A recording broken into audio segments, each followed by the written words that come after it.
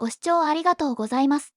今、あなたの目の前にあるのは、日本最高の聖域、伊勢神宮に登る初日の出です。この神々しい工房は、停滞した運気を一気に浄化し、あなたの魂を本来の輝きへと導く神様からの祝福そのものです。今、この瞬間に集中し、ただこの光を全身で浴び続け、心の器を整えてください。余計な思考を手放し、光と一体になることで、あなたの運命は素晴らしい方向へと動き出します。それでは、神域の光と癒しの調べとともに、至福のひとときをお過ごしください。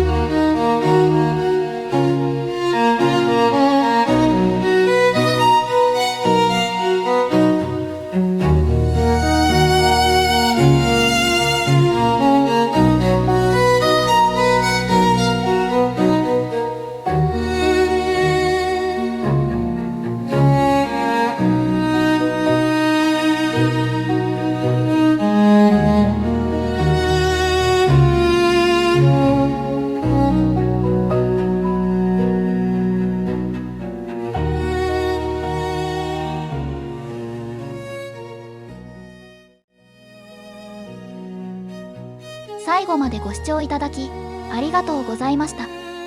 伊勢神宮の清らかな光は、今もあなたの心の中に灯り続けています。この穏やかな感覚を大切に、どうぞ素晴らしい時間をお過ごしください。このチャンネルでは、これからもあなたの日常に光を届ける開運映像をお届けしていきます。またこの場所で神様とのご縁を深めたいと感じていただけましたら、ぜひチャンネル登録をお願いいたします。より詳しい開運のメッセージは、概要欄のリンクからノートでも発信しています。そちらも合わせてご覧ください。あなたの明日が光り輝く一日になりますように。それではまたお会いしましょう。